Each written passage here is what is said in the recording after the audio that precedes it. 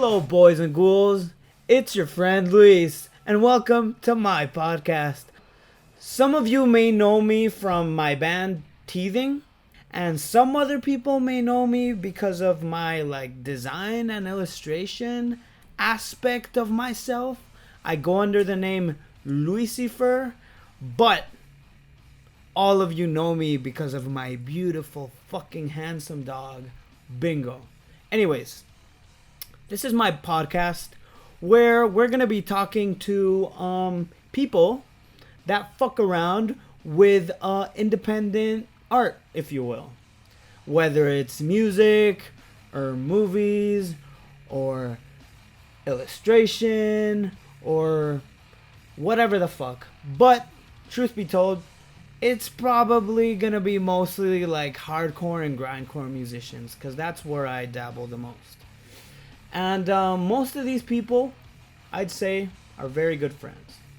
So today's guest is my dear friend Gabbo. I met Gabbo 15 years ago, maybe even more.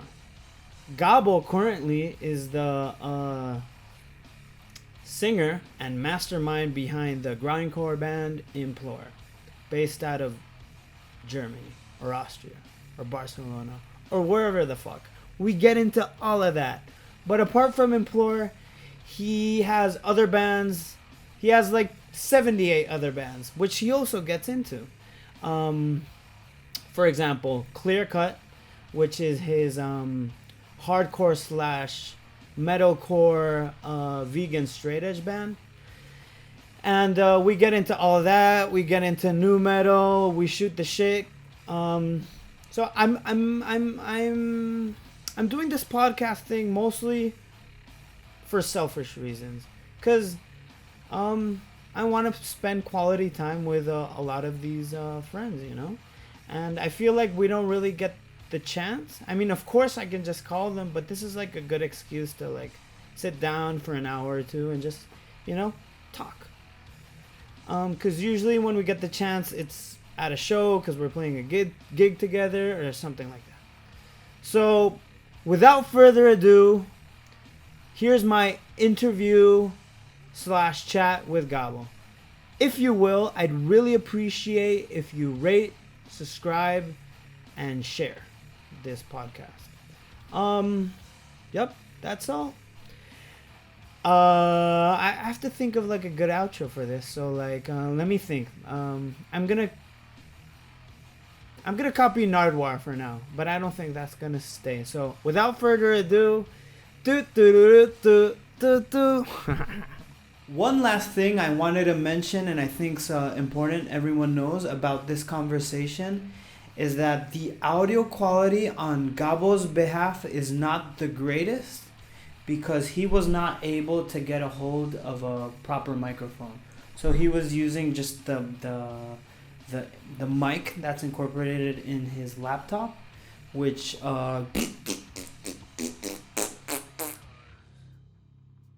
Gabriel, Hey, how are you, my friend?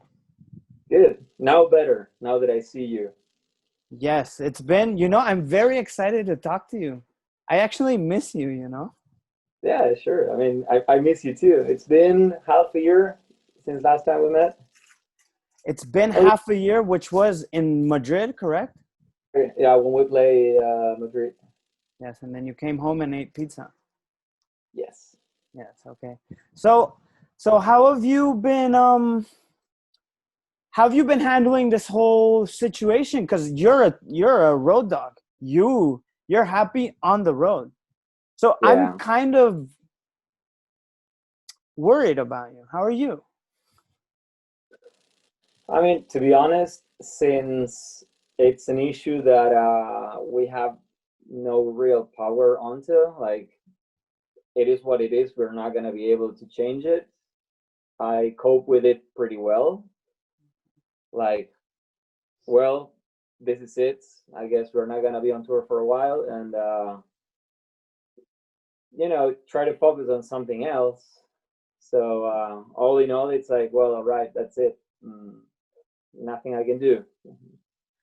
So actually kind of surprised, or let's say rather proud of the way I handled it. Or I mean, because I've been, let's say, mature in the sense of like not really tripping balls about it. Like, well, okay, It is what it is, right?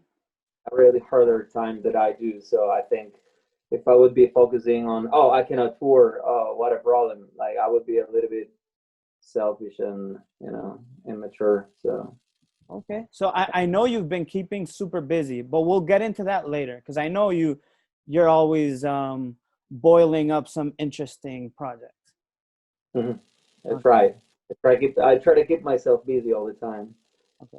So where are you right now? You're in Linz, Austria? Right now I'm in Linz because I will be recording the album of Clearxcut, my vegan strategy band. Mm-hmm. I'll be starting tomorrow, and Marcus is doing the engineering. Um, when is this video going to go into the out? 2 weeks maybe. Okay, all right. Well, uh, things I cannot reveal yet. Okay. We're Okay. recording the album starting tomorrow, and I was working in Munich, and I have some appointments here in Linz. I tattoo. I'm a tattoo artist, and pretty much that's the reason why I'm here. Is the recording, and Very it's always cool. good for Carol and Marcus and some other So friends I have. whose house is this that you're staying at right now? This was formerly our apartment. I used to live in the room next to this one. This was Marcus' room. It's still his room, but it's more like his studio now, Okay. like his home studio. Okay. And Carol used to live in the other room, but like by the end of last year, he moved to an apartment by himself. And like I spent most of the quarantine here, living in this flat in the other room. And when the travel ban was over, I moved to Bremen, Germany. So I used to live in Hamburg. I moved to Berlin. I moved to Munich. I moved to Linz, and now I moved to the north of Germany, back to the north of Germany to Bremen, Okay, and that dude. that's the final stop. Okay. Okay. Okay. That's So I'm done. where that's the And final now stop for now. was that? That's the final stop for now. Yeah, like right now I'm in a good tattoo shop with good friends of mine that we all have the same mindset towards tattooing, music, because they are also in bands, they also tour, they also write music all the time. So we are a really good team, and that makes me happy because I feel understood. And I live alone in Bremen in a small one-room apartment, and I already joined a cross band. So Nice. yeah, Wait, before finally, sorry, go ahead. Go ahead, continue. no, finally, I'm finding the balance of 2020. Besides being a fucking shitty year, like I'm seeing some light at the end of the tunnel. And on the other side, I forgot what I was gonna say, Okay. but it's all good. Yeah, I mean, if I'm if I move out from Bremen, that means I go back to live with my mom. I don't know, with my parents. okay. Well, I mean that it sounds like you're in a good spot now. I'm happy, dude. So Yeah, can't look, complain. I want to start off all of these podcasts in the same way. So my first question for you, Gabo, my first real question is, do you prefer sweet food or salty food? Do you remember coffee or Coca-Cola? Exactly. I remember. And do you remember the other question we had, which was similar? It was a band question. Yeah, wait. It was, With who's the better band, Converge or Deftones? Remember? two different languages, Exactly. So coffee, Coca-Cola. two So different flavors, taste. I don't know. Um, it depends. I would probably say salty food. okay. but I like food, Of anything, course. whatever, Depends on your vegan. mood. As long as it's not really spicy, I'm in for anything that is vegan. So like Awesome. healthy or sweet, I don't care. Awesome. So getting that out of the way, what's your favorite meal, like salty meal ever? Imagine you were gonna die tomorrow and you had one last meal. And if you can tell me the place where you would, I'm sure like not just the dish, but who you want, who's gonna make it for you, and where you're gonna eat it. Ooh, I don't know. I mean, both of my choices would not be possible anymore because I'm no longer with that person, Okay. Okay. and because the other choice, my grandmother passed Okay. some years ago. So And what was that dish your grandmother would cook? Out of bor- curiosity. borscht soup. Like my mom still make it. Yeah, she's pretty good at making it, but I guess like grandmother's food is always has this distinctive uh, flair to it, or I don't know, like It's heartwarming, dude. It's but soul food. You know, it's not just the taste. It's the love, right? yeah, yeah, definitely. It's the I don't know, like the memories attached to it, I guess. Exactly. But ooh, But realistically speaking, then I just don't know. Like, okay, I like your answer. Your answer is good. It's not possible, but I like the grandmother answer. What is this yeah, dish? What's it called?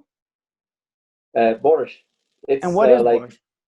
beetroot soup with I think it's a cabbage, Fuck yeah, dude. and it's like a Russian, Eastern European kind of soup. And Sound like my mom is Russian, so soul food. This is what you call soul food. You know, comida del alma. You know, it's like soul food. oh yeah, yeah, definitely, yeah. Yeah, yeah, dude. You Okay, so have to have to subtitle what you said in Spanish. yeah, okay, soul food. Cara, damn. Yeah. Okay, so do you remember we? Do you remember the first time we met?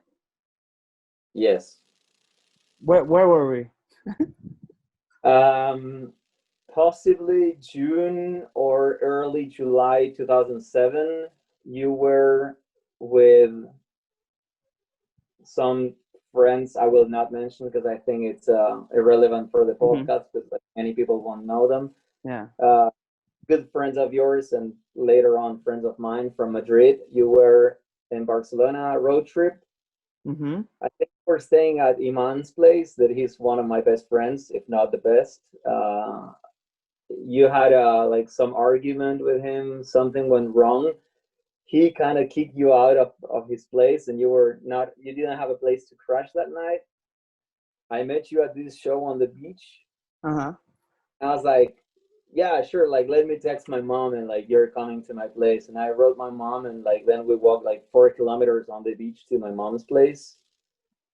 And yeah, that's basically how we met in real life. I already knew you from Fotolog Okay. and friends, mutual friends we had, like this underground scene, Barcelona, Madrid connection.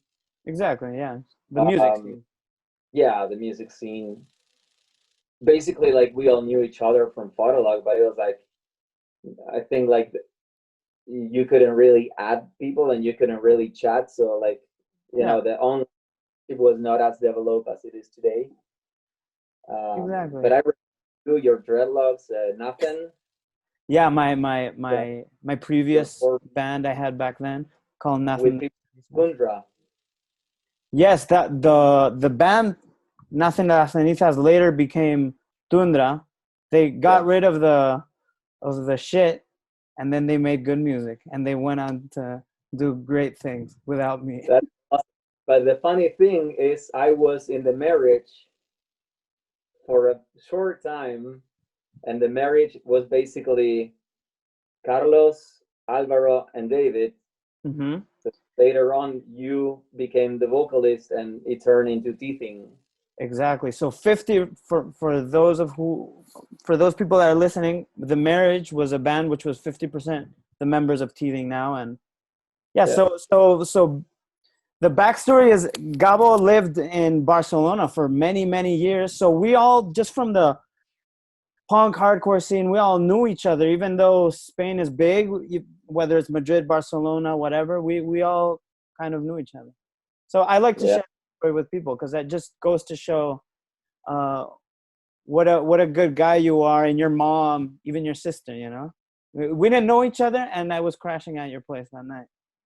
yeah. Actually, also, like many bands were actually staying at my place, and my mom was like not giving a fuck.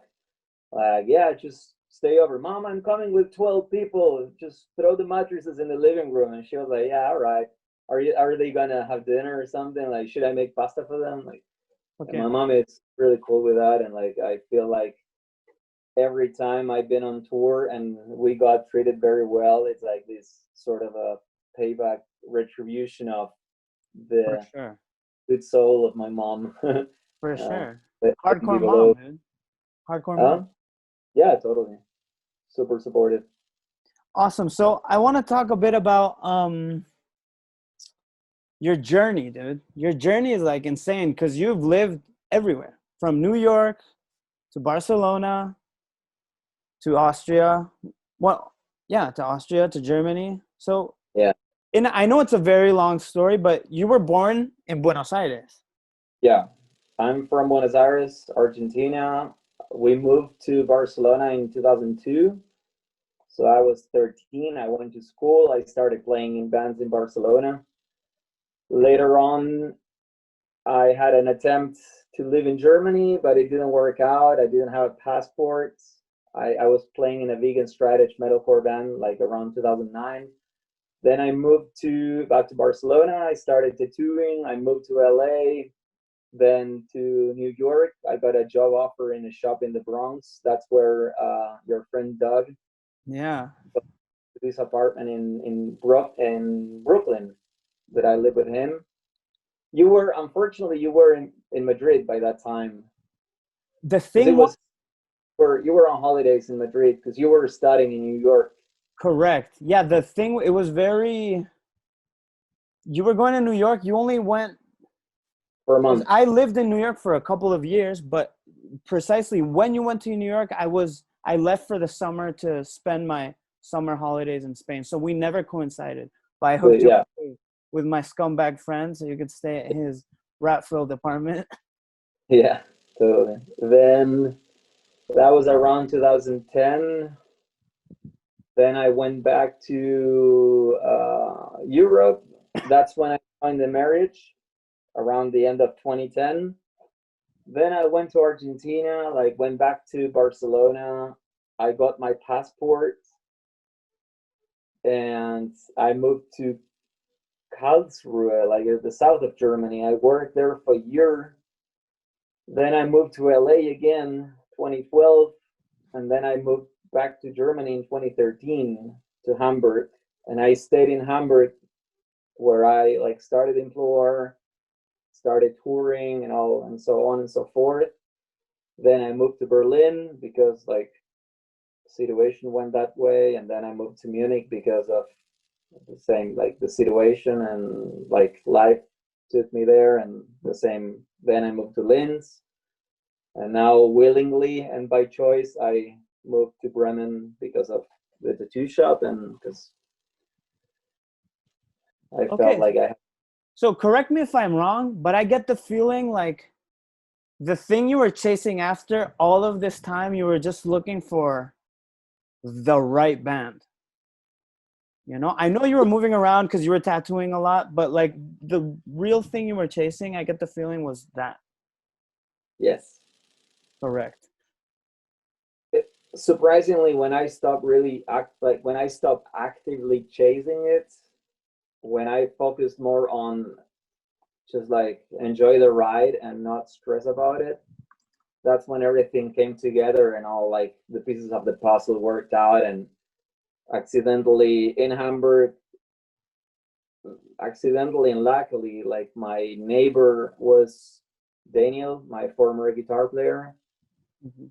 And we started Implore out of basically like coincidence, because we were coming back from a show in Rotteflora, this squat, famous squat in Hamburg. Who was playing? Catharsis. Fuck yeah, dude. Yeah.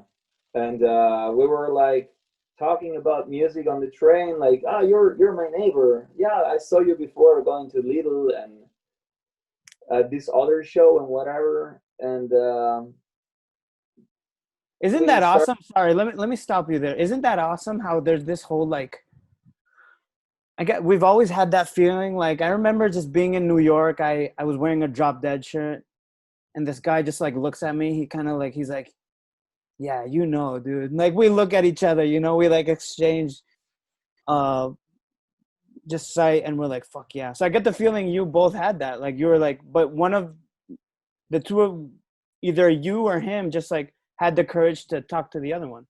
Yeah, he was, by the time we met, he was very introverted and very like his English wasn't really good. Mm-hmm. So he had this like communication insecurity, let's say. But we met the first time walking towards the supermarket, and it was like, oh hey, is there a show tonight? And like I don't know what band shirt I was wearing and what was he wearing, but it was like, yeah, we are like we Yeah. could be friends just by the music taste, obviously. And later on, when we like solidify this friendship, that after the show, that accidentally we took the same train back home. That's when we talk about demos that he had recorded and demos I had recorded, and it was like, let's see what happens. You know, like the next day he sent me his demos, and I was like, dude, I fucking dig this. That it was Thorns of Devotion demo. That's the first song of Black Nail, the first EP. Yeah, of course. And a couple other songs that are also in the first EP. And I was blown away, like, dude, let's do something with it. And he was, I don't know, like, he seemed to be confused because this stranger guy out of nowhere that he met the day before, let's say, was super pumped about it. And I was like, we have to play, we have to start a band, we have to do this and this. And he was like, yeah, okay, whatever. And yeah, eventually it became a band. But Okay. yeah, for like all these years before that, I was chasing the band dream of Right. having finally a band that comes together and does stuff. Isn't it interesting how life falls into place like that? 'Cause not only just band wise, but like other things. Like I'm sure maybe that's happened with you with like a girlfriend or something. You know, like everything when you're not looking for it, it just comes. So like when you Oh yeah, were not looking for the band, totally, you know, so totally. that's destiny, dude. Yeah, So this was the beginning of, I consider Implore is your like life project, your baby, right? yeah. It's I think it's my my legacy. I don't know, like the thing I'm the proud the most. Yeah, that's I don't know, like that. Implore is all what I ever wanted, and you know, finally having it. There's a lot of course, um, uh, pride and disappointment at the same time, but still, I don't think there's a perfect relationship on anything. Okay, of So course. Yeah, and especially when something, because your project with Implore is long term. It's not like a lot of these bands that come and go exist for 2, 3, 4, 5 years. You know, I know we've talked about this. You're you have long term goals with, not goals, but you want, yeah, you know. I think like right now I value way more the relationship we all have, like as bandmates and friends, the people we are. Hmm. I always made since this lineup that we all click very well. I really made it clear that I want them to stay in the band. I want them to be part of the band. Everybody has an opinion, and I want them to be as committed as I am, and they are. They fully are. Of course, you're not gonna agree 100% on anything or everything, but I'm super happy with the people that form the band right now, and how committed they are, and how good musicians they are, and the quality of people they are, and I love them. You know, Yeah, I'm I'm not pretty. afraid. I'm not afraid of sitting down with them and talking, and speaking out my mind on certain things that with other bandmates I was just like, well, shut up, and until like this person leaves the band. That it happened with other members that I was just like, this guy doesn't belong here, you know. I can totally. I've there's been a lot of lineups, Yeah, changes in Implore, and I've met, I think, a good amount pretty much full. of members, and you have managed to gather a lovely group of men. They're all really cool dudes, and I've Yeah, yeah, obviously I've grown to have a good friendship with all of them. You know, yeah, obviously I've known you the longest, so I feel like we're closer, but they're yeah, they're great. So I would say, would you say Petro has been like your wingman for yeah. quite some time? So I think that was the beginning of this lineup, right? When Petro finally joined. Yeah, definitely. Petro gave me a security and confidence that I didn't have before, because um, all in all, if I still very good friends with Daniel, and we see each other often. It's like I'm around Hamburg area sometimes, and we meet up. We still good friends, but it was in a way very unreliable, that the way where I wanted to take the band, and how I couldn't really count on him. Mm-hmm. Uh, Musically, he was very skilled, but like let's put it the way that by then his life was very chaotic, and like he couldn't really commit to a life on the road. And like the early years, of course, are very hard, because you have to play all the time everywhere. And I think when Pedro came to scene, uh, he was always there. He was always ready. He was, his backpack was ready to go on tour. And we did one tour with Daniel and Pedro and Michi. That was the second tour of the population in 2015. Mm-hmm. Then we flew to Russia. Now the previous drummer that he was in 2015, 16, he also did a lot of touring. Like we did a transition after that tour with as a four-piece with Mickey on drums, me bass vocals, Daniel and Petro guitar. Then we flew to Russia, Petro and I, and we met with Arnau there. We did a Russian tour, and then we had like countless other tours coming up as a three-piece, Petro, Arnau, and me.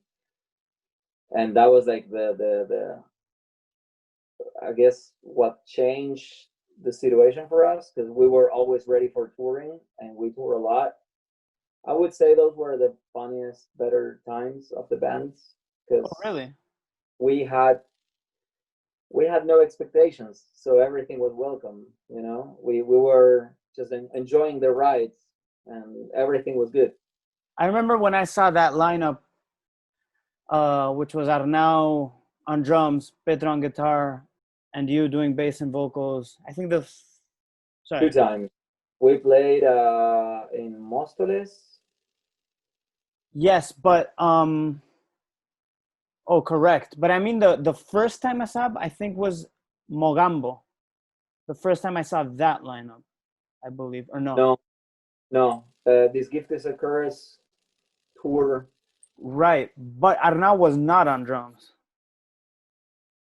Yeah, He was it was. on this Yeah, Gift we is a Curse tour. played the curse in, I think that was like I don't know, like end of November, beginning of December 2015, that we played Bilbao, then we went to Portugal, then we played Madrid, Valencia, Barcelona. He stayed in Barcelona. Guido flew over from Milan to Barcelona. We played some shows in France until Milan. Guido stayed in Milan and we got Simone. We played 2 more shows in Italy with Simone. Then we did some shows in like, I don't know, Germany, Belgium. Then we flew Simone back to Italy and we flew Arnau back to Belgium to continue the Mantar tour with Arnau. Okay. It was like... Okay. What's this? Oh, that's the stress from Implore. Gray hair. Started there. Okay. It looks good on you, man. I had to make a like a puzzle with logistics all the time to make things happen. Right.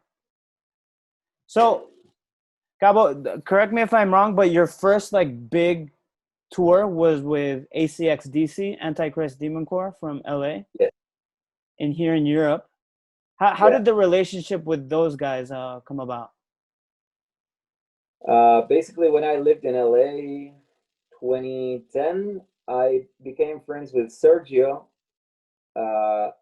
Just because somebody told me like, oh, this guy is also from Argentina. Like, he plays in a band, blah blah blah, whatever. Like, I don't Facebook, and we build up a friendship there. And then when he started telling me, like, we started talking about his tour in Europe years later. Like, that was 2014, the tour happened. So 2013, we were talking about this tour. And he told me, yeah, we're going to play Europe. And for the first time, I want to get tattooed by you. And I was like, hold on, wait. Let's talk about the tour. Yeah. And he got me in touch with Luke from Doomstar. And we kind of cracked a deal that was, they take us on tour. We don't get paid, but we don't have to pay anything. And we provide the backline. And suddenly, from being a non-existing band, we had a tour booked around Europe without having even played a show. So I think the first flyer was like Berlin, Coma F, and fucking, I don't know, like shows in Italy, places that I've never been before. Yeah. Budapest, Poland. And it was like, all right, Daniel, I think this is going to happen. We're going on tour. Let's fucking do it. We made it happen to have the EP right for the first show of the tour. And like everything happened really fast. It was like the tour was being booked and we finished writing the songs to go record the first EP, and like everything was like blooming very fast. So you kept that relationship strong with that band, right? You toured again with them in Europe later on. Yeah. I don't remember how the second tour happened, but they wanted to tour Western Europe, so like Portugal, Spain, right. Like repeat some areas where we've already been.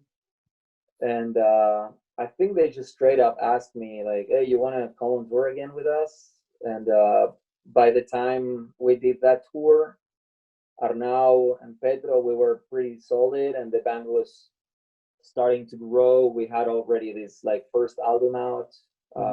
So yeah. And then at the end of that tour, I booked a show in Madrid, and Teething and Implore, Teething, which is my band. Yeah, we drove the way back up to Germany with you, and we played like 7 shows on the way, 8 shows. And this was we were already good friends, but I think we sealed the deal that we loved each other very much on these 7 days. That's where I got to know the rest of the guys pretty well. Ooh, this is who taught you this? Who taught you this? Alvaro. Exactly. There you go. For those of you that are not watching this on video, just Gabbo's like playing around with his naughty parts. So, Yeah.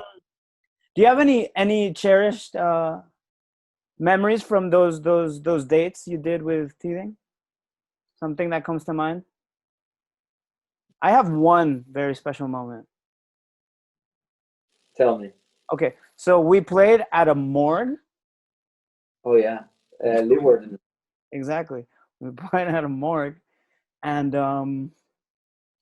I don't know why. Like when we play these shows, like I don't know why promoters always insist on like playing like if it's a grindcore show between the bands, maybe switch it up a bit. Don't just play grindcore or extreme music, you know. So Yeah. by the time we were going to bed, we were sleeping in the actual morgue, the venue, and you were like, guys, I'm gonna switch the music. And you said, I'm gonna put on some dream pop. I'm like, okay, that sounds good, dude. And you played Churches. Could be. Yeah. Yeah, Big you fan. played. Yeah, exactly. You played Churches, and that was like an eye opener. Cause every tour I do with my band, like there's that one special song. So I just remember you playing Churches, and us like in our sleeping bags with the fireplace in the morgue. It was just like a nice moment. I remember we had like it was a nice night. You and me had a nice conversation. Blah blah blah. You know, good times. Nothing, just Yeah. overall heartwarming. The place was very humid. You remember that? I remember that. I remember that. Yeah. Do you Fucking remember, cold. wait, in the middle of the night, a band, which I believe was Destroyer 666, was knocking on the door? Because, like, we were already sleeping. A band in the middle of the night was knocking on the door, telling us to let them in. Do you remember this? No. Okay, and it wasn't a band we played with.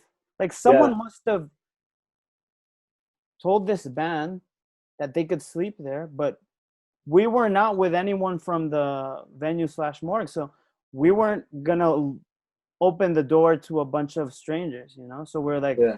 sorry guys, we this isn't our place. We can't let you in here. So I think the band was Destroyer 666, but I'm not sure. I don't remember that. But yeah, I mean, Maybe. that's something I was thinking the other day that a lot of memories get lost too when you change your phone. You Mm, know, like if you don't do this backup thing or like print out the pictures, you forget about situations that you probably have a picture and you instantly remember what happened or something exactly. special about it. But Exactly. I didn't remember that. I mean, I think I remember you crowd surfing in tours. That was we were kind of skeptical about the place. It was very small, and I think it was a Sunday Hmm. or a Monday. I think it was a Monday, Yeah. and we were like, well, you know, whatever happens, happens. We're gonna have fun by ourselves, and the show was fucking mayhem. Yes. It Yes. was super. Yeah. I remember. That just goes to show that you can play the most random place at the most random smallest bar, and you might have one of the better shows. Oh yeah, definitely, definitely. We have other not so good shows Yeah, but like Mines. mine's. But you know With what? Mines, I, we played whether. a Sorry. we played this little squad in Germany. I think it was the only German show besides Bielefeld. Right.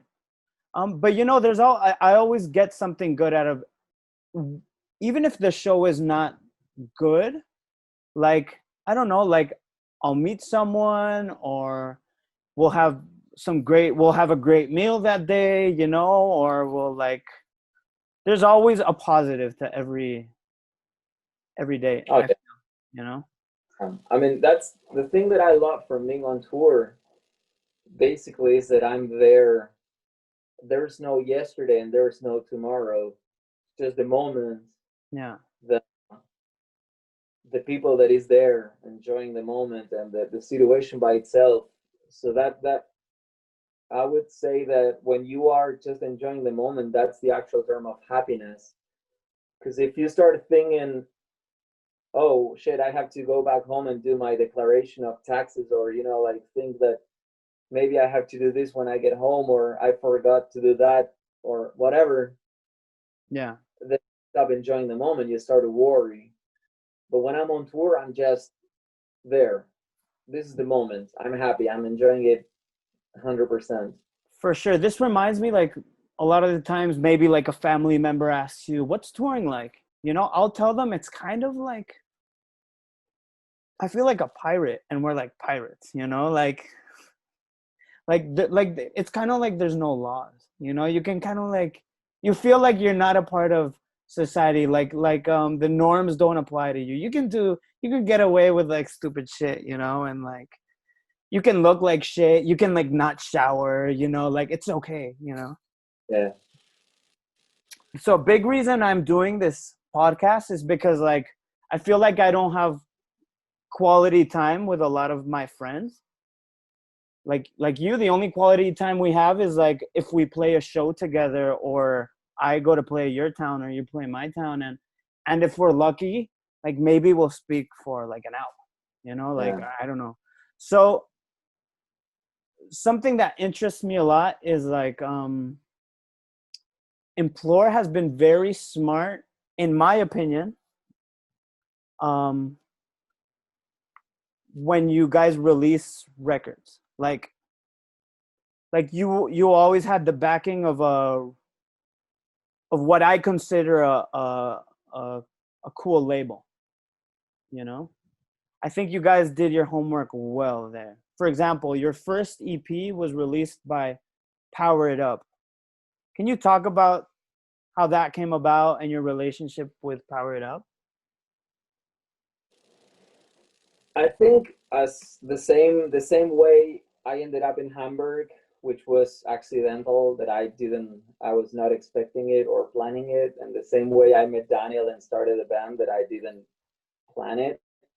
Like these pieces of the puzzle that work out together without forcing it. You know, people would say, modern hippies would say, it's the universe. Okay. Uh, I think it's with the label was the same situation with all the labels pretty much that got involved with Implore. We were playing the second show. That was Implore's second show, 26th of April 2014. We were playing this like mini fest in Hamburg called Thrash Fest, and my friend Sebastian from Bitterness Exhumed, that they don't exist anymore.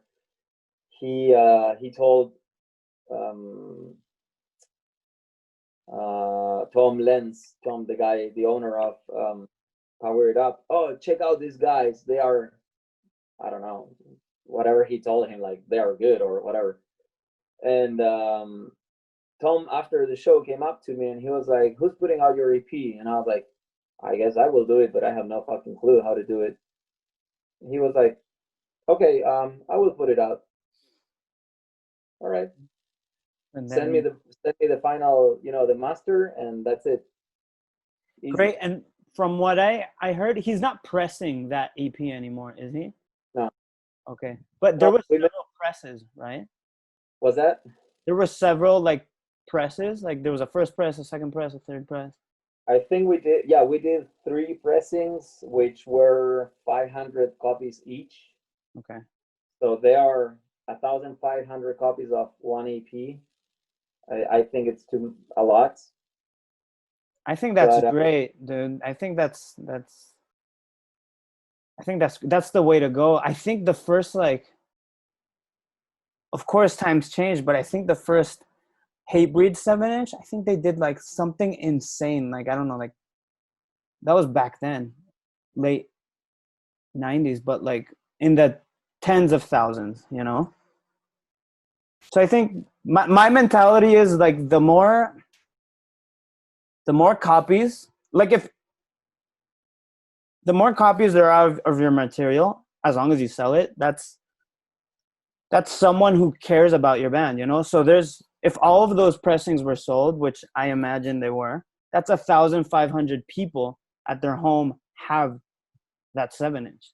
And people who collect vinyl don't just throw it around, you know. It's probably like in a nice place in their living room.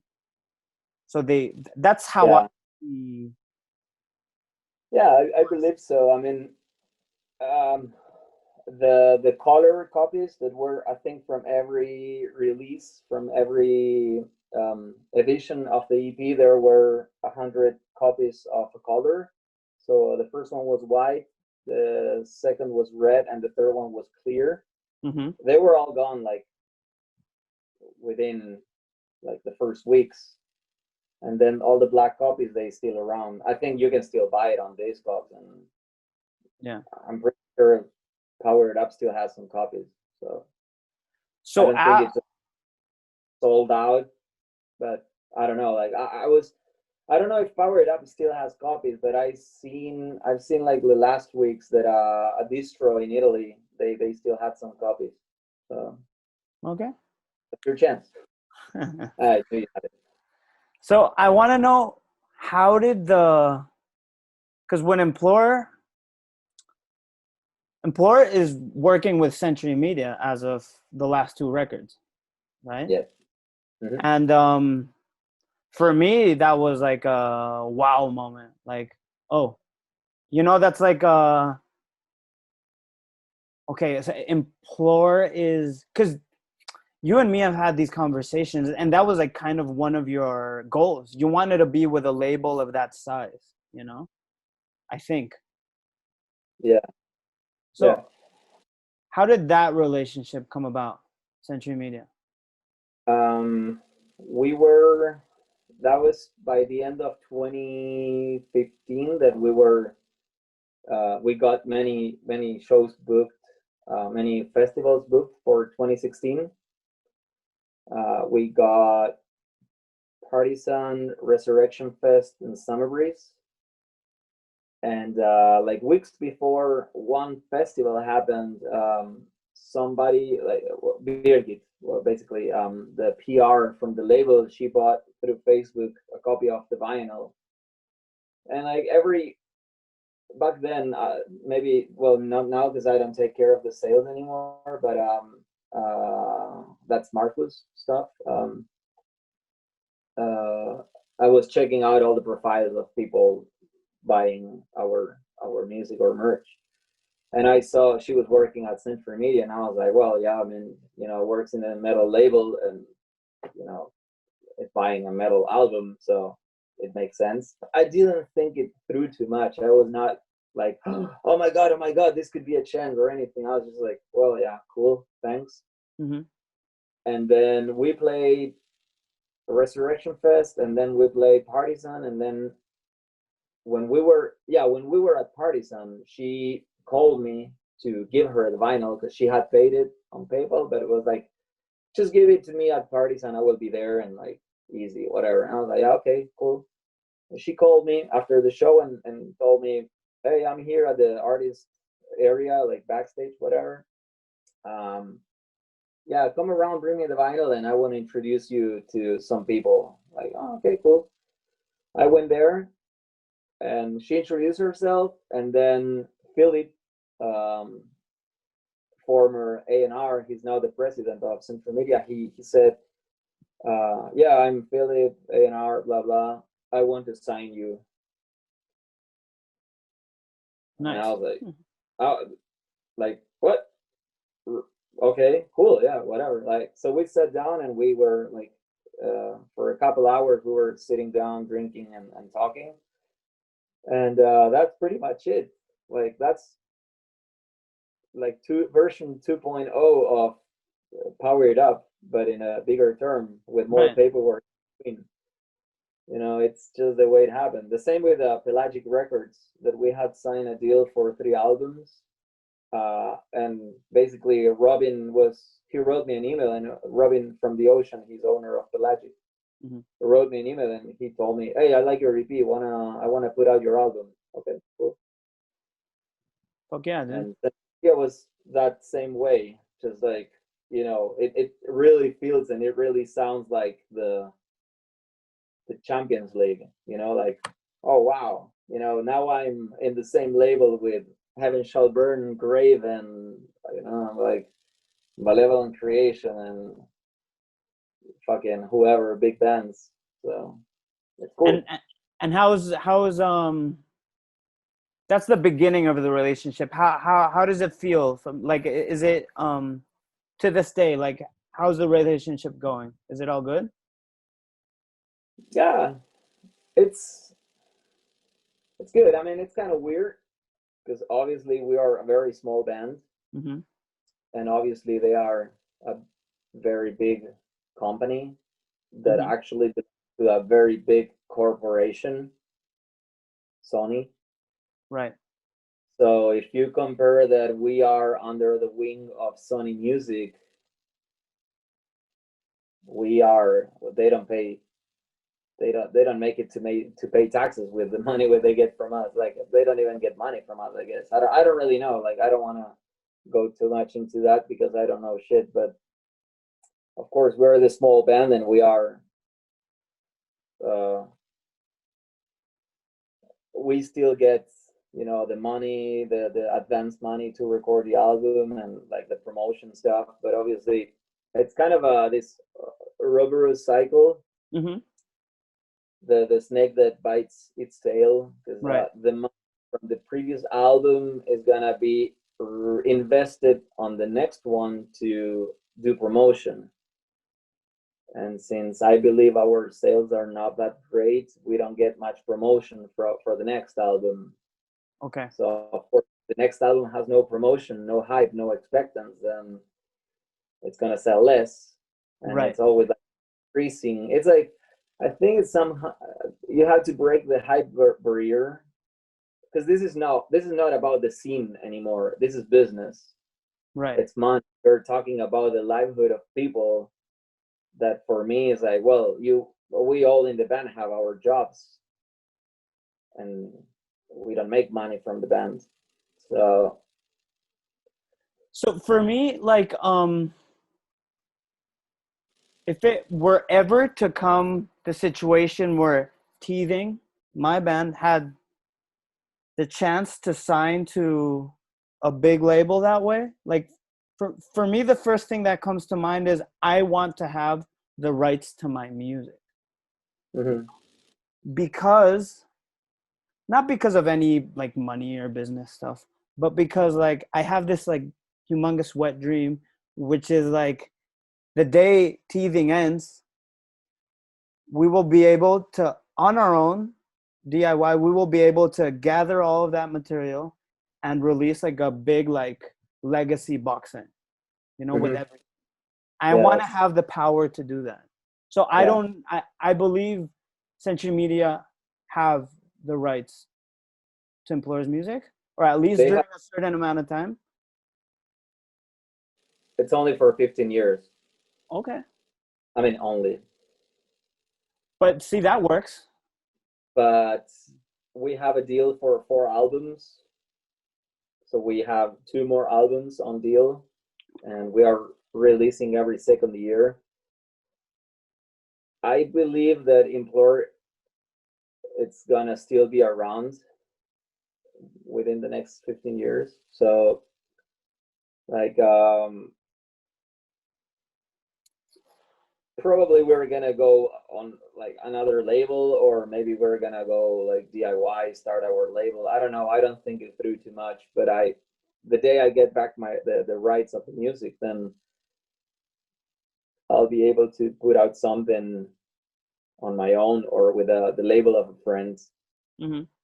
But Okay. I don't know. Like that's also another thing that I feel it so far that I just don't think about it. Yeah. I do think about the 10-year anniversary of the band. I want to make like 2013. I want to make like a small documentary. Bro. Just with like I don't want to make DVDs because I don't think there's a market for us and the DVDs. Like nobody's gonna buy it. But um, I don't know. As a like We've memory. talked about this. We've talked about Yeah, this.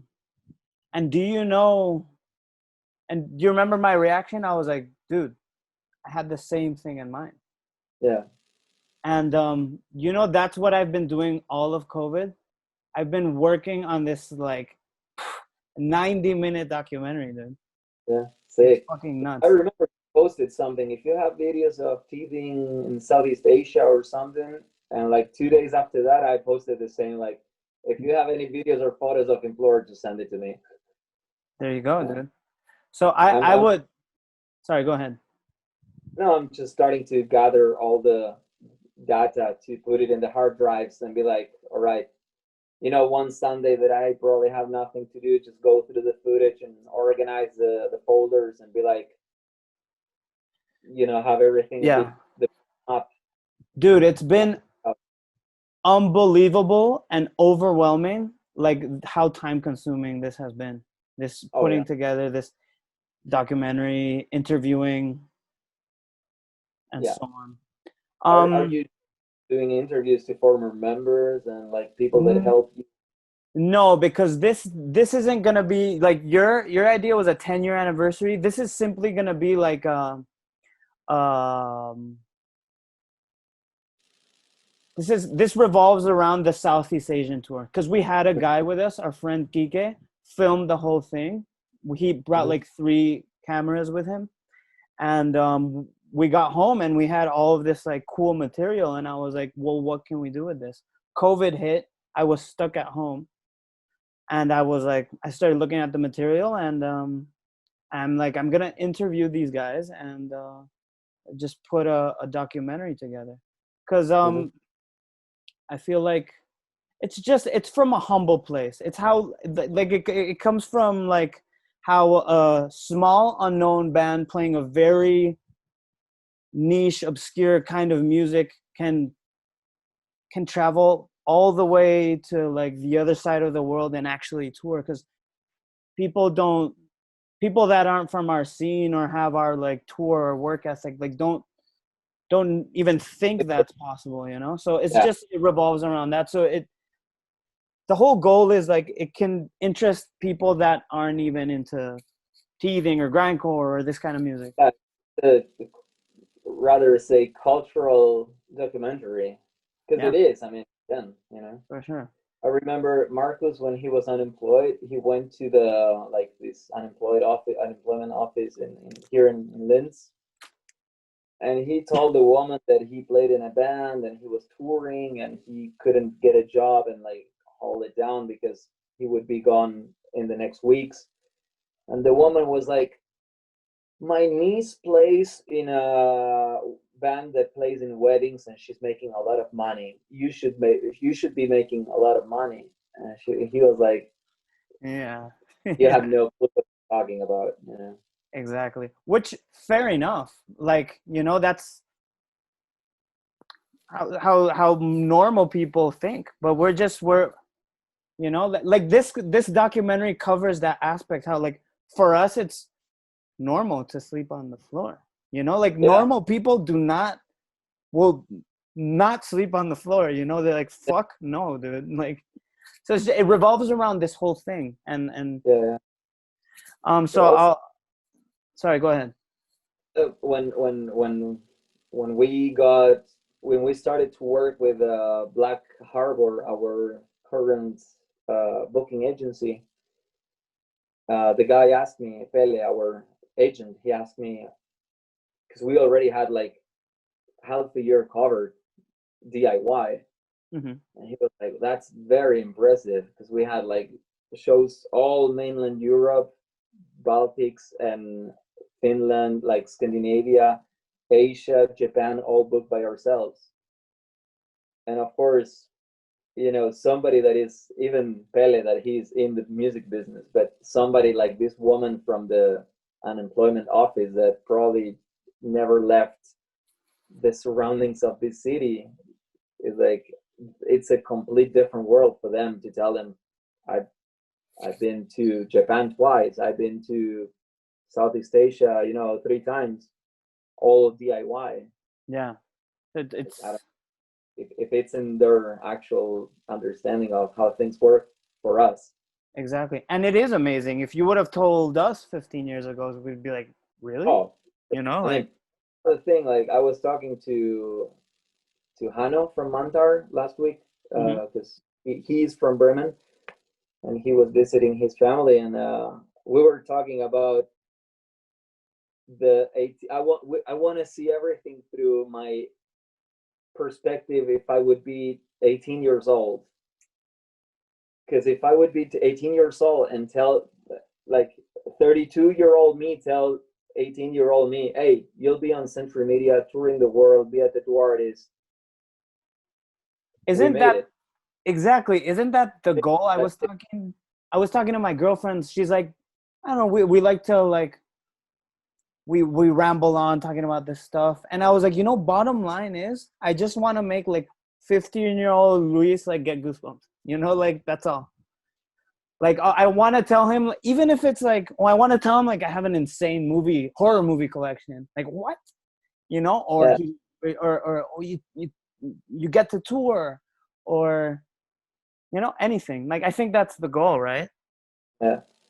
Fuck I yeah. mean, especially that we know each other for so long, and we know like how we've been up and down, and how many bands we had before, and how constantly grinding it we've been, because we know each other since we are 18, 19.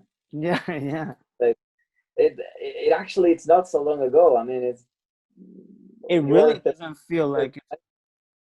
I am 35 years old, yeah. yeah. It's like literally we know each other for over 15 years, and it's like how let's say like yeah, we made it. Still, like, what does it mean you made it? What is the term you made it? Because that's also like art is no competition. Right. It's rather fulfillment. I feel fulfilled. I That's feel awesome. I feel like all the check boxes are ticked. Of course, I still feel I have way more to say and way more to do, and there's a thousand times I would love to be able to do with Implore, and I know that the same you with Teething. But also I understand, like, well, 2020, COVID, whatever, global pandemic, the US fucking sucks. We may never be able to tour the US properly. We may never be able to make a nightliner tour that it's a Or stupid, tour, or even tour. or even tour. Yeah, we're talking about we're not touring for half a year now. So it's like, again, times have changed. I wish I was too in 2003, probably the Trust Kill MySpace days, Fuck yeah, dude. and it's just like, yeah, well, it is what it is. But This do is it a right. perfect this is a perfect segue to the next thing I wanted to cover, which is like, what have been those wow moments for you in Implore? Like for example, I know Max Cavalera wore an Implore shirt. I mean, like those moments. What have been like those, like, no way, dude? I think, I mean, of course, every time we are in a like, every time we play in a weird place in the world is like, what the fuck are we doing here? How did we get here? It's when you look at when you get Wi-Fi for 5 minutes at some cafe, and you're like on the Google Maps, and you scroll out, and it's like this place of the world. Yeah. Yeah, exactly. Little milestones is the perfect word. I don't know. Of course, uh, being signed to a big label, because it gives you the sort of a seal of approval in a way. Um, but there are a lot of things that I never, maybe I dreamt of, but I never really thought that they were gonna happen, and then eventually you see it happening, and it's like, okay, wow, cool. Like I had a deal with ESP for some time, ESP guitars. I appear in the website.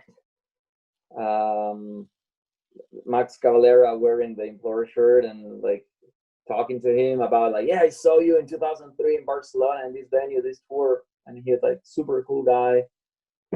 Um, I think the thing that fulfills me and shocks me the most is to be labeled and to be grouped together with bands I really Mm-hmm. like you know, Trap Them or Call Leader. Um, Regardless of like, yeah, your influence comes from here and there, but like we are somehow in the same, you know, I wouldn't say level or popularity at all, but you know, the fan base is the same, Yeah, and it's pretty cool. for You sure. know, if, see a picture of the vocalist of All Pigs Must Die playing with an Implore long sleeve, or you know, the guy Fuck from yeah. Cali posting a picture of wearing an Implore shirt or stuff like that. It's like, okay, cool. Fuck yeah, dude. I think Um, it's like it's even it's like sort of innocent, but it still like excites me. And as I said, I try to look at everything as if I would be 18 years old and still keep the flame burning right. of excitement. If you be like, whatever, yeah, I don't care. I remember like for sure, like there's been those moments, but I remember the first time like I got mailed to my house like the vinyl, the first vinyl we ever pressed, you know, just like opening the box with a knife, just like shaking, and like my whole mind is just like a cloud, and getting it out, like it's nervous and excitement and like fuck, I hope they didn't fuck up everything. Like that was one of those moments, and it still happens. We've put out like a lot of vinyl, and every time a vinyl comes in the mail, like all of the boxes, Yeah, just seeing the artwork and everything's like wow, like oh my, like it, because it's like, oh, 2 hard years of work in like one big record. yeah, yeah, That's a great moment. yeah, definitely. I mean, sure. When I saw the promotion of Subjugate the first time on Metal Hammer, or you know, like magazines that I used to buy, that it's shocking. And of course, every time I see the vinyl, every time I have the thing in my hand, is like, and it's not one, it's three that we managed to put out every second year. It is crazy in a way, and it's still blowing me away if I stop and analyze it. You guys are pretty consistent with like your album art, your like merch designs and stuff like that. Like your logo has pretty much been the same, except for the awesome teething ripoff, of course. Yeah. But Our best our best selling shirt. is it really your best selling shirt? I asked Pedro, like, how much percent of people are aware that it's a teething ripoff? I think at this point it's gotten its own life, that shirt. Can you Yeah. explain the background of the shirt for the people? Um, Basically, yeah, we both bands, Teething and Implore, have been pranking each other for some time. You put actually our names in your album, like Correct. Teething is Gabbo vocals, Yeah, this, yeah, yeah. and yeah, basically we wanted to put out a T-shirt that was a bit different, and we wanted to make a Teething rip off. Basically, that was the main idea, and we came up with this Shit Generation ripoff that you have with I think it's Glenn Danzig and Henry Rollins. Correct. We have several of those shirts because there's another one with James Hetfield and Lars Ulrich. So yeah, Insane, yeah. yeah. So we I'm a stain, sorry. Yeah. traced out your logo with the iPad, and I just took this Ozzy and Lemmy picture, and we made it in 10 minutes. Oh wow, I wasn't aware you drew the logo. I wanted to ask. You know, revenge is a dish best served cold, right? Yeah. You know it's So coming, right? The I'm hoping for something fun. dude, there was gonna be a big before COVID hit. We were both gonna play Grind the Nazi Scum Festival, and we had Yeah, our revenge was planned for that show. because we when we played in Madrid, I started. We're teething from Boston, Massachusetts. Yeah. I think I said no. I don't remember. And we dun and dun dun dun dun dun dun dun dun, dun, That was a and we beautiful surprise. we played the teething cover as first song on that Fuck show. yeah. Fuck yeah. Luckily, someone got it on video. So whoever wants to search for that on Yeah. YouTube, you can find it. So let's talk about. Okay, I think we've covered Implore pretty well. You know, is there anything? Whoop. So, what other bands are you in now, apart from Implore and Clearxcut? And if you want to talk a bit about Clearxcut, go ahead, because I know you're Uh, recording an album tomorrow. yeah. I joined Clearcut when I was living in Munich a couple of years ago. I just throw it, fuck it, whatever. I was a bass player. Now I'm gonna be the vocalist. Oh I'm shit! recording vocals for this album. Yeah. So the It, the the vocalists are gone. The yeah, the previous girls left vocalists. because that was before COVID hit. Um, One of them has a long distance relationship and work. She's a nurse. Like she lives, we all lived also like all around Germany. And she was like, I don't really have time anymore. And we wanted to do a lot with the new album. Obviously, nothing's gonna happen, but we didn't know.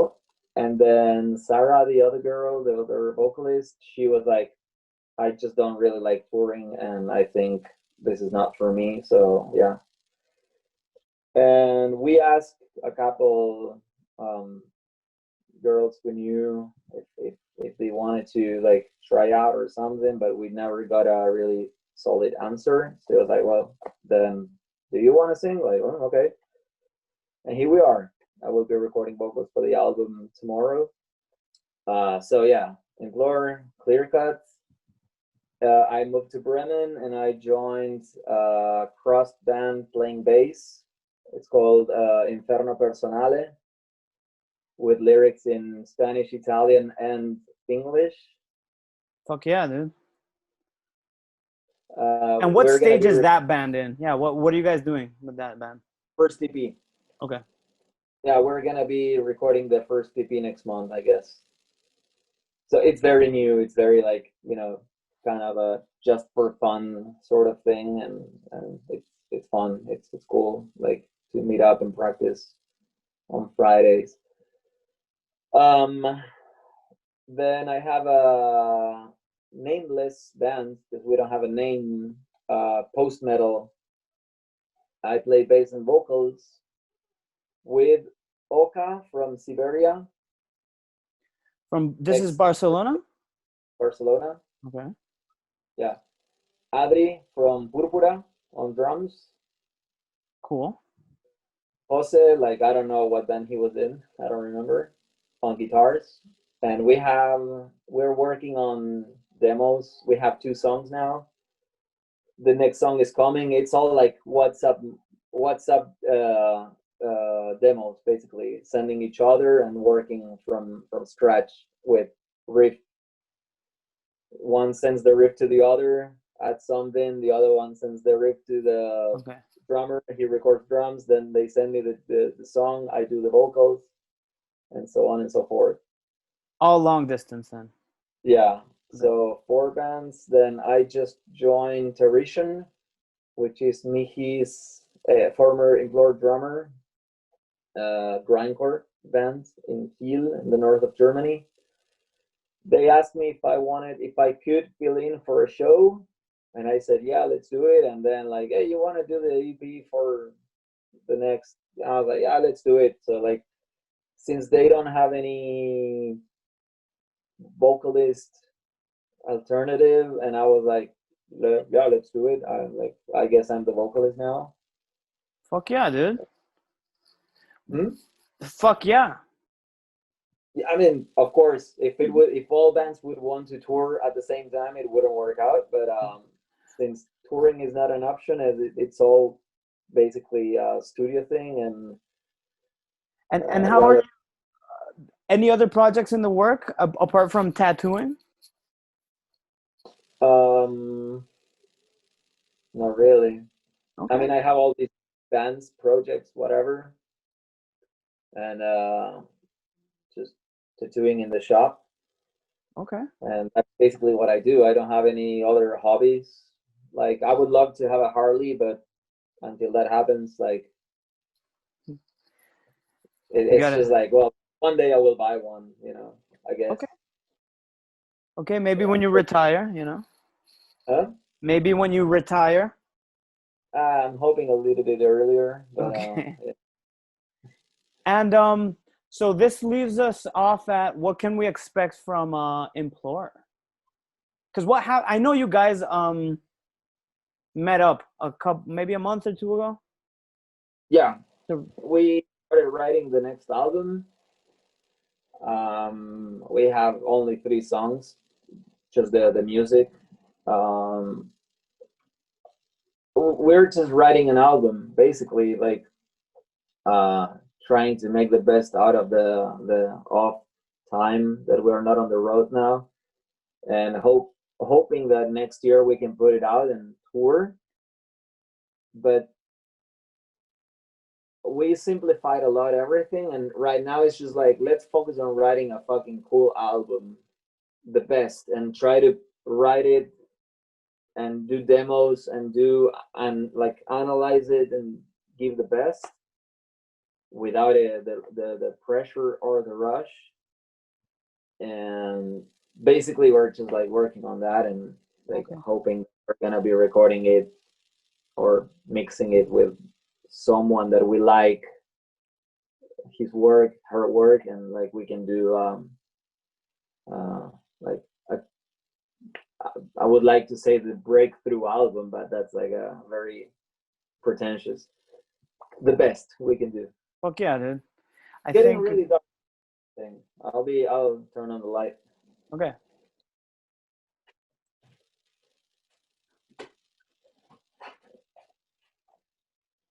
I don't know if that helps.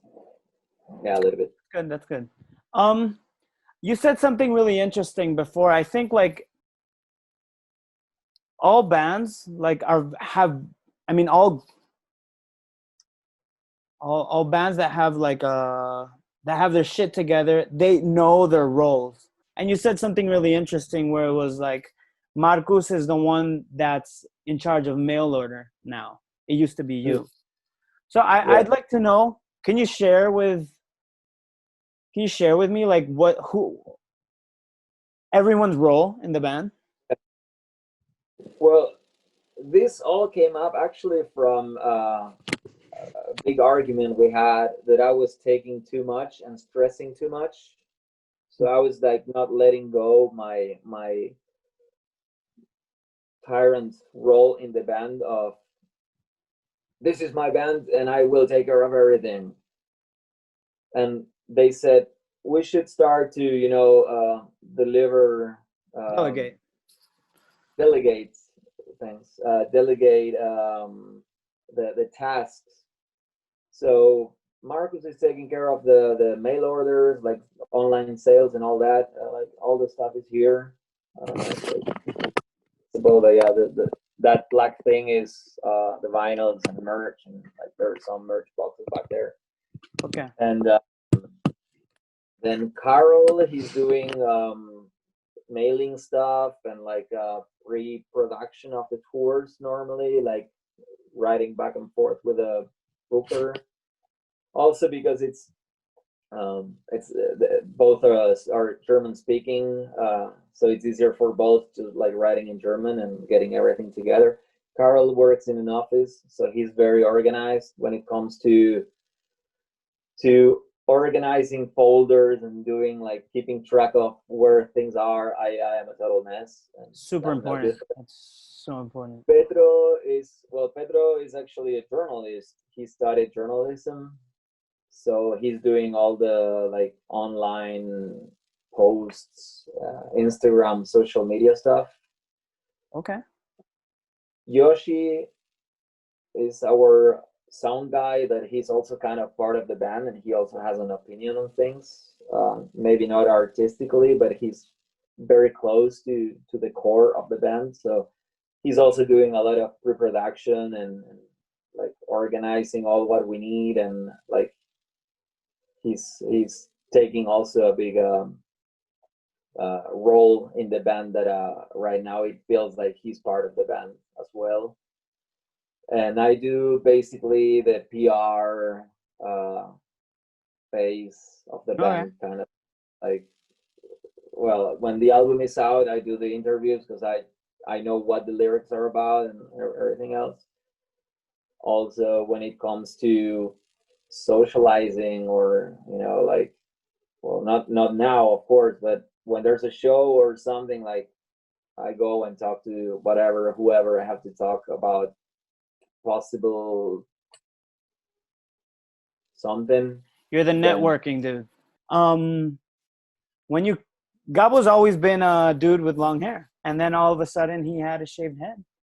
So I think you have a really nice story behind it. I'd like for you to share it. Basically, my mom was diagnosed with cancer in the end of 2018, and fortunately he went through it pretty well. I mean, of course, like, cancer fucks you up, and chemotherapy and everything, but luckily she's alive, she's well, she's very healthy, and of course, she had to wear a wig for some time, a wig that it looked like her actual hair. So I never got the shock of, like, seeing my mom bald. I saw her, like, sometimes she, like, showed me, like, out of curiosity. But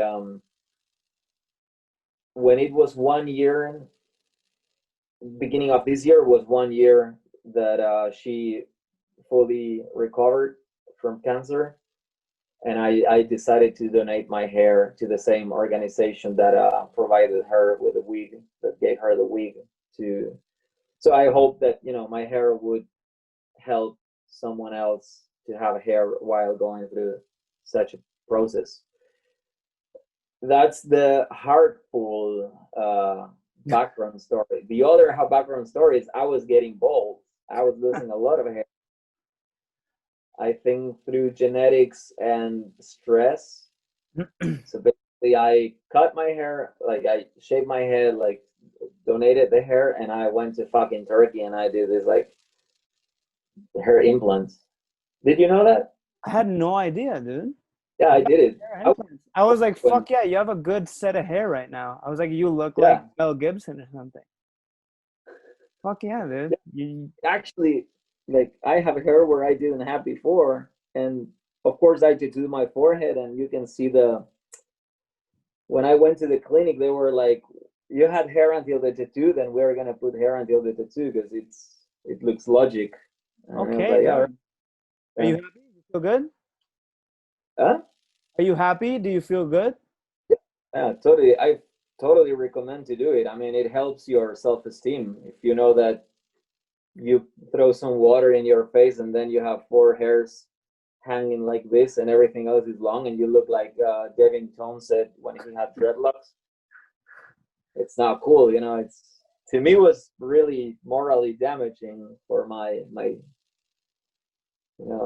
don't know, myself. I don't want to be bald. I'm too young to feel bald, and I have a lot of hair still. Fuck so yeah. I don't I recommend to donate the hair. Mm-hmm. And I totally recommend, if you're getting bald, go to fucking Turkey and get it back. All right, dude. You heard it here first. Go to Turkey and get your fucking hair implants. Dude, so on my behalf, we're good. Is there anything you'd like to add? Nu metal. Oh, fuck, dude. We haven't covered nu metal, dude. Fuck yeah. Okay. Thank you. So, I mean, this is, so I don't think, like, people want to watch to us for, like, an hour and a half, 2 hours talking about our stuff. Somebody will, of course, there will be people that find it interesting, but let's make it short. The nu metal thing, maybe, I don't know. Of course, let's do it, dude. So I think a big bond that Gabbo and I share is our love for nu metal, because we, apart from other things, we weren't just nu metal kids, but we were big nu metal kids back in the day, correct? Oh yeah. Okay. So But I think a lot of people were new metal kids, but they are deniers. yes, but correct me if I'm wrong, okay? I think it's coming around full circle again, where it's okay now to say like, yeah, nu metal is fucking cool. But if you go back a couple of years ago, like that was like death. You could not say nu metal. What do you think? Yeah. Do you think that's what's happening or not? Or is that just my perception? It's pretty funny and shocking at the same time that like 20-year-old kids, these trap kids, or the actual nowadays youngsters, they look like the 90s. Mm-hmm. So there is a 90s revival, and what comes with 90s revival is new metal. So the thing is, of course, I didn't actively listen to new metal for many years, because like I think it's like I cherish it as a memory, and I still listen to Deftones, if you want to call it new metal, but we were very underground new metal. Correct. Okay. Okay. Like we were the underground. We were the new metal scene. Fuck yeah. Can you, because there was this one night where on tour, we were sleeping together and we were just going back and forth, seeing who could name more nu metal bands. I think we've done that on more than one occasion. Yeah. And but I think we who were won? like, even we were talking about like super underground demo bands from Spain that fucking knew. Yeah, dude. Like Malfunction or View. Like one comes to mind. Yeah, of course. One comes to mind. Sorry, go ahead. I'm cutting you off. Excrude. Excrude. Yeah, dude. Like one, I remember what would you say was your favorite Spanish local nu metal band? I think the two bands that really master the craft of new metal, and we're talking Barça Madrid here. Okay. After Feedback. So you said Coilbox and After Feedback, right? Barça Madrid. Well, Madrid Barça. Okay. Coilbox from After Feedback from Barcelona. Best, like, let's say international standard competing bands. If they would have been from Ohio or LA or fucking whatever, they would have been huge. But they Do were you from. think so though? Do you think so? Because I think these bands, Spanish bands, don't have the work ethic other bands have. I think they just. I feel like maybe musically, yeah, but I don't know if they were like road dogs or anything like that. No, but that was not a new metal thing. They were the DIY. I think new Correct. metal was like, you're a legend in your city, maybe in your country. Correct. Here. Okay. Okay. I don't think. And sure, I think After Feedback had a little bit of hype in Germany. Coilbox was playing in the south of France every now and then, but that's it. What was your favorite? Because Coilbox released 2 records. Which one do you prefer? I think the first one, 13, Mm-hmm. is new metal, like written like with with the 2 dots on the U. Exactly. New metal with the smiley But face. second record is just, I think it's one of the best metal albums ever made in Spain. Okay. It's very well used. It's very well, like, songs are good. Cans is one of the best vocalists in Spain, no question asked. I think it was too late for the new metal game because it was 2004. Mm-hmm. It was getting like washing the line with like this new wave of American heavy metal kind of thing. Yeah. Yeah. Not super blatant, not very Lamb of God-ish, let's say, or Yeah, Shadow but maybe a Skull. bit more of a Machine Head vibe going on, you know? Yeah, yeah. But I still think that they they could have done something with it. Yeah. They were, they had a lot of lineup changes and the typical Spanish thing of like not no one being really committed, and it was just like, well, whatever. Yeah. Um, any other new metal references you want to throw out there before we say goodbye? Hmm. New metal reference. I don't know.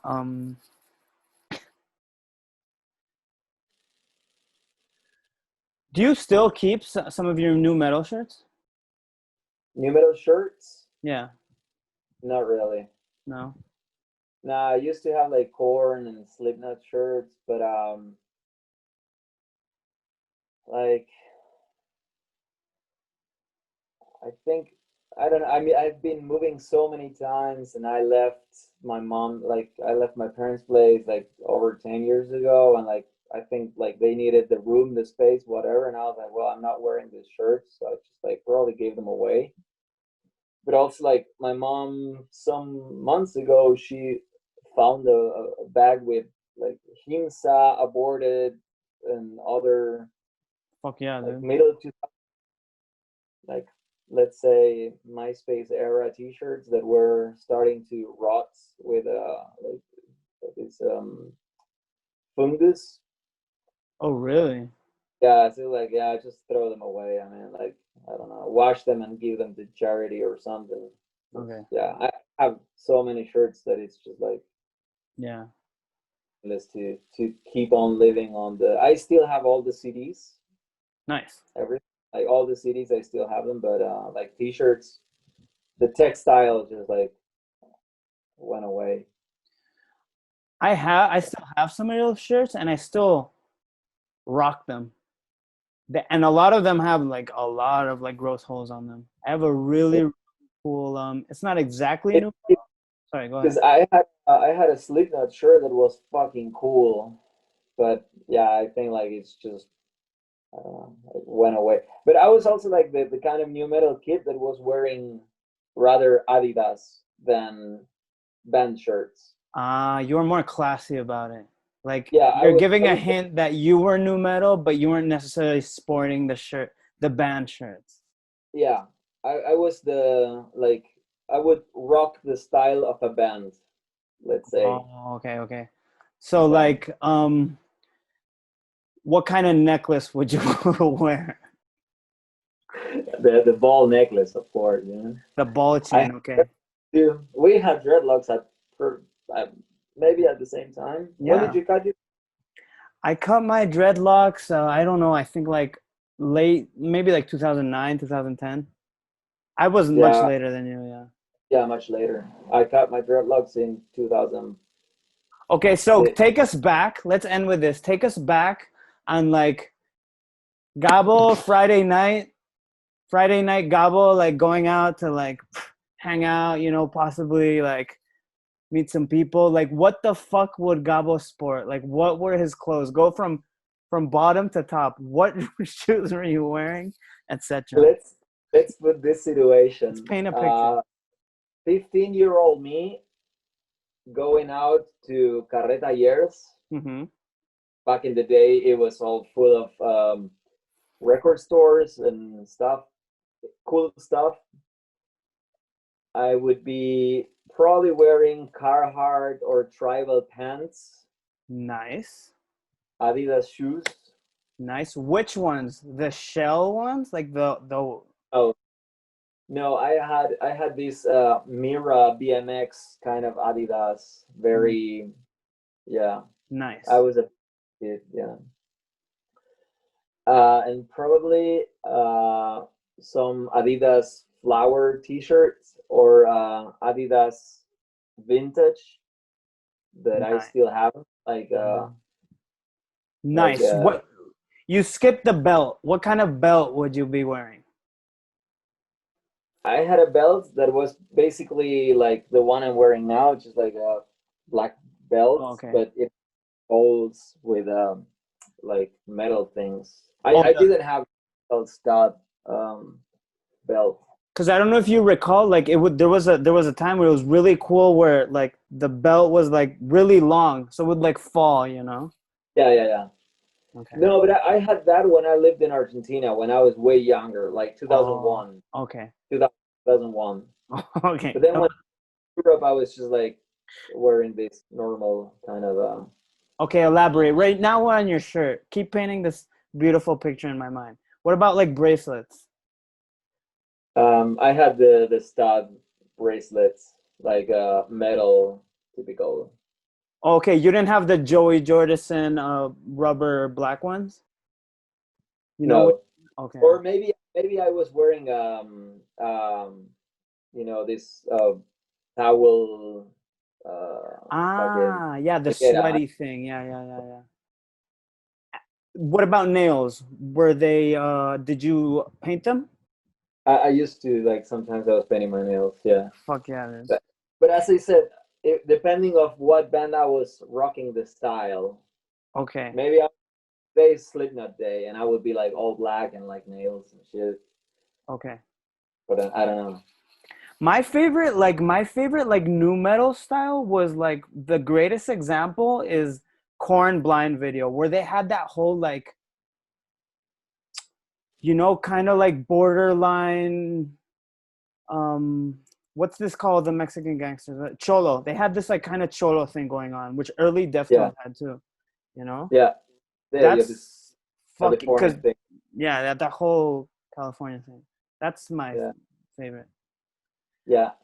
I was also a lot into that, like Adidas new metal. Like Deftones was always wearing Adidas too, and Yeah.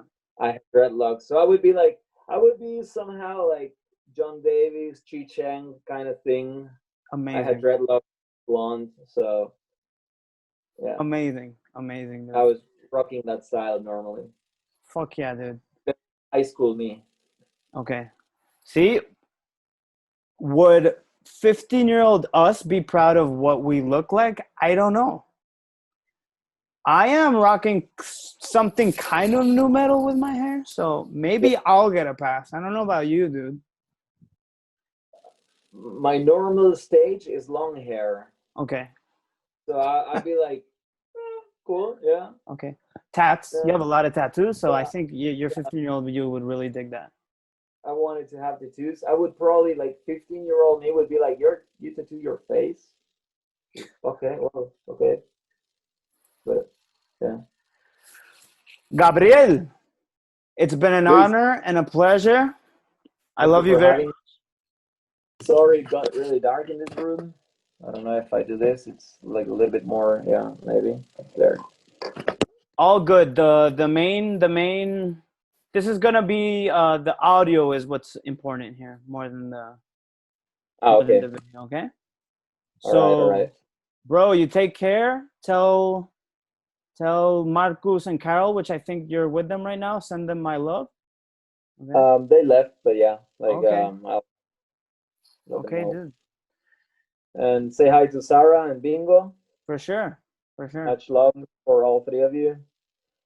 And I hope when it's possible to travel again openly, I will come for good quality time to Madrid and no bands, no tours. We'll definitely make this happen. This is this call is a step in the right direction.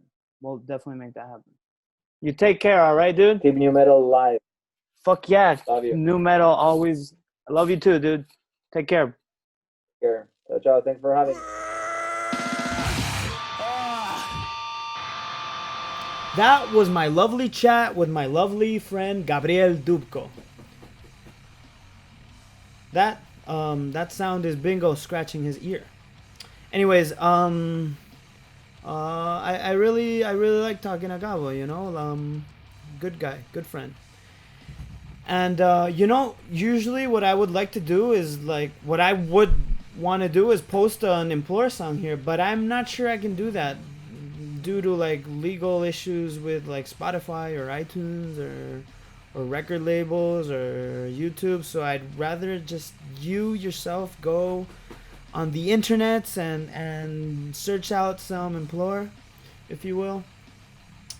And I think that's all I have to say about that. And oh my god, so much fucking sound. Why is the printer working right now, and why is Bingo scratching his ear? Anyways, tune in for future guests. We're gonna have some fun. I've already been talking to a lot of people. It's just hard scheduling meetings sometimes because we're all fucking adults. Anyways, rate, subscribe, and share this podcast, please, because it supposedly helps a lot. So if you rate this, 2 thumbs up. So boys and ghouls, thank you very much. Tune in the future for more. Bye bye. Whoop whoop. Whoop whoop.